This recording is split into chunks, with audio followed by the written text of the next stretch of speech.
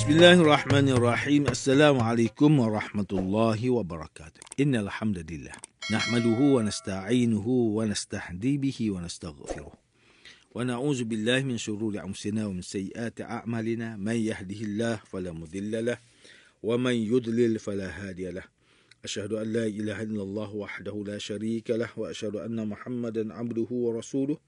Allahumma salli wa sallim ala Sayyidina Muhammad wa ala alihi wa ashabihi wa tabi'in wa man tabi'ahum bi ihsanin ila yaumiddin. A'udzu billahi minasyaitonir rajim. Ya ayyuhalladzina amanu taqullaha haqqa tuqatih wa la tamutunna illa wa antum muslimun. Yang berusaha Tuan Haji Ahmad Nazri Muhammad Yusof selaku penerbit rancangan tafsir Al-Quran dan seterusnya sidang pendengar yang dirahmati Allah. Alhamdulillah. Pertamanya, marilah kita bersama-sama merafakkan setinggi kesyukuran kehadrat Allah Subhanahu Wa Taala di atas segala nikmat, kurniaan dan rezekinya yang tidak ternilai. Selawat dan salam ke atas junjungan besar Nabi Muhammad sallallahu alaihi wasallam, ahli keluarga baginda dan para sahabatnya yang tercinta. Tuan-tuan, puan-puan, para pendengar yang dimuliakan, bersama saya Profesor Dr. Muhammad Najib bin Abdul Kadir, Pusat Kajian Al-Quran dan As-Sunnah Fakulti Pengajian Islam Universiti Kebangsaan Malaysia.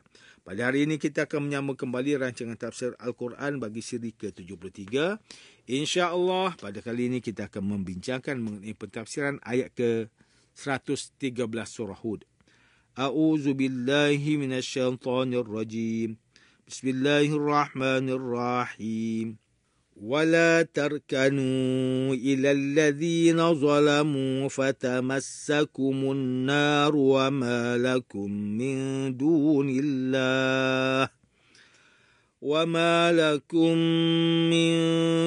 الله من أولياء ثم لا تنصرون. Dan janganlah kamu cenderung kepada orang yang berlaku zalim. Maka kalau kamu berlaku demikian, api neraka akan membakar kamu. Sedang kamu tidak ada sebarang penolong pun yang lain dari Allah. Kemudian dengan sebab kecenderungan kamu itu, kamu tidak akan mendapat pertolongan. Sidang pendengar yang dirahmati Allah, Profesor Dr. Muhammad Quraish Shihab melalui kitabnya Tafsir Al-Misbah mentafsirkan kalimah tarkanu dalam ayat 113 surah Hud ini bermaksud cenderung.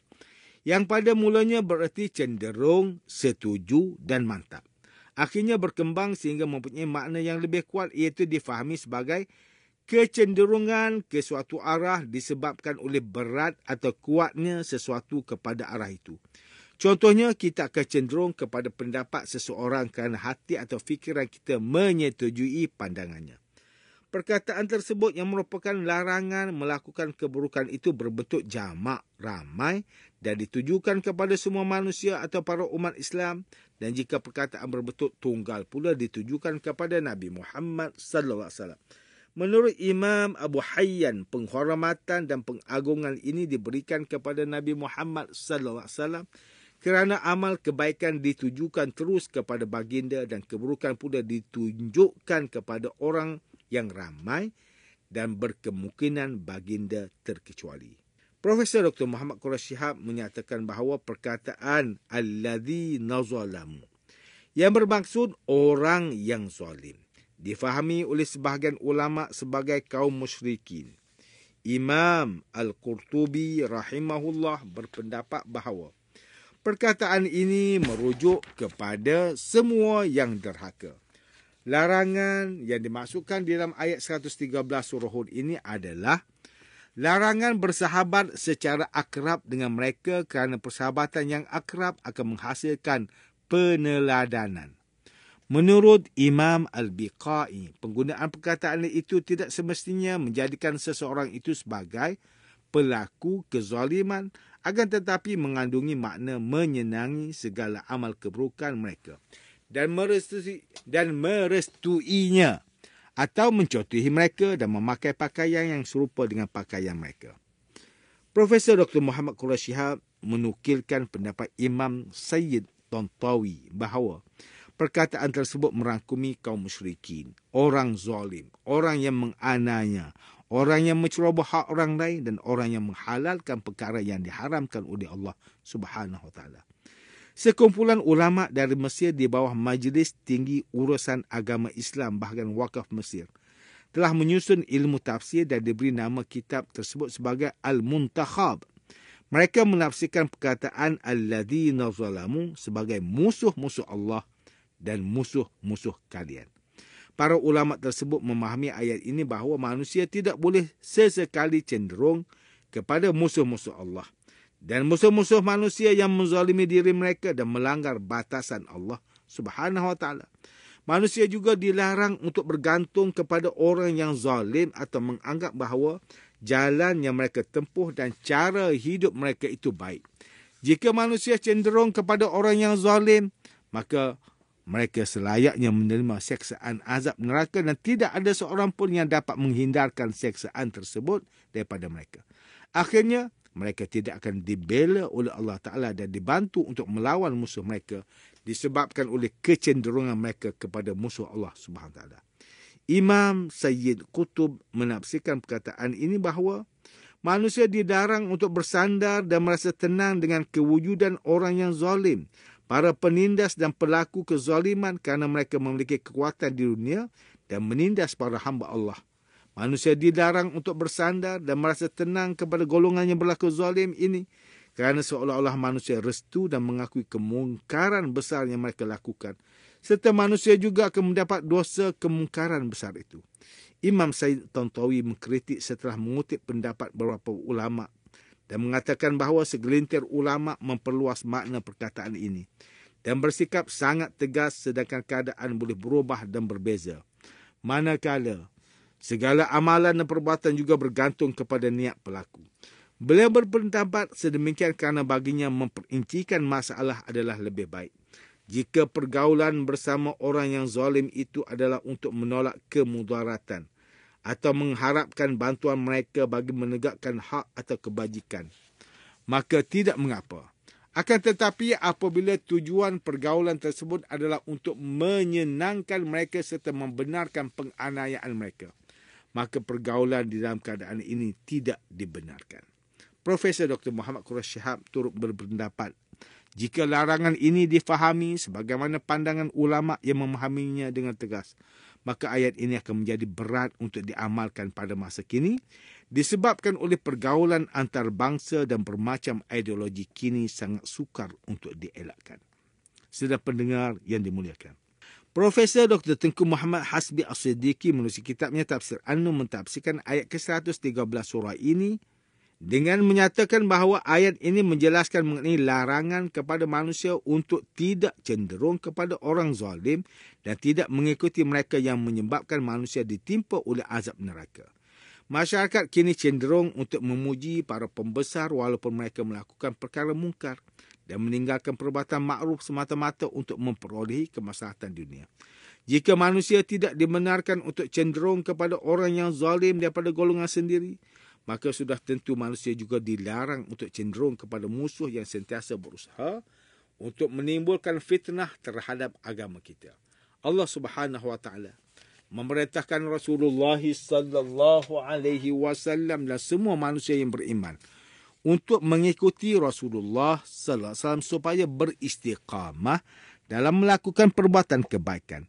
Istiqamah yang dimaksudkan di sini adalah merangkumi semua perkara yang utama berkaitan dengan ilmu, amal dan akhlak. Manakala Ustaz Salahuddin Abdullah dan Ustaz Umar Khalid melalui kitab mereka Tafsir Mubin mentafsirkan ayat ke-113 surah Hud ini dengan menukilkan pandangan Imam Al-Qurtubi yang menyatakan bahawa ayat ini menjadi dalil mengenai kewajipan umat manusia untuk memboikot orang zalim, iaitu tidak mendekati mereka dan tidak mengambil hati mereka melalui dengan cara bersahabat rapat dengan mereka. Hal ini kerana perbuatan tersebut seolah-olah menunjukkan sokongan terhadap mereka. Namun dibenarkan untuk bersahabat dengan orang yang zalim jika bertujuan untuk menjaga keselamatan diri kerana keadaannya memaksa untuk bersahabat dengan mereka. Manakala Profesor Dr. Haji Abdul Malik bin Abdul Karim Amrullah atau lebih dikenali sebagai Hamka melalui kitabnya Tafsir Al-Azhar ketika mentafsirkan ayat ke-113 surah Hud ini menerangkan bahawa perkataan la tarkanu difahami sebagai larangan kepada manusia untuk tidak cenderung atau condong atau miring kepada orang yang zalim. Manusia dilarang untuk condong ke arah orang zalim kerana kecondongan tersebut akan menjadikan mereka lebih dekat dan rapat sehingga sukar untuk menjauhkan diri daripada mereka. Sikap kezaliman merupakan sikap yang bertentangan dengan sikap pri kemanusiaan. Kezaliman bererti anaya yang menimbulkan benci dan dendam di hati orang yang terana. Menurut Hamka, pada ayat sebelum ini, Rasulullah SAW dan orang yang telah bertaubat daripada kemusyrikan diperintahkan untuk istiqamah dalam kebaikan. Maka pada ayat ke-113 surah Hud ini dijelaskan larangan untuk tidak mendekatkan diri kepada orang zalim. Apatah lagi condong ke arah mereka juga dilarang. Sebagai seorang mukmin, hendaklah menegakkan disiplin dan menjauhi perbuatan anaya yang tidak hanya menganiaya orang lain. Malah perbuatan tersebut termasuklah melanggar peraturan Allah dan mempersekutukan Allah SWT dengan makhluk lain. Sebagai orang mukmin yang sejati, hendaklah menunjukkan sifat benci terhadap kezaliman dan segala bentuknya. Kerana jika seseorang condong ke arah kezaliman, bererti mereka telah bermain api, iaitu disentuh api. Sama ada di dunia, mereka merasa terbakarnya atau merasa api neraka di akhirat kelak. Hal ini kerana segala penganiayaan yang dilakukan di dunia. Sama artinya dengan mereka membakar jiwa mereka sendiri.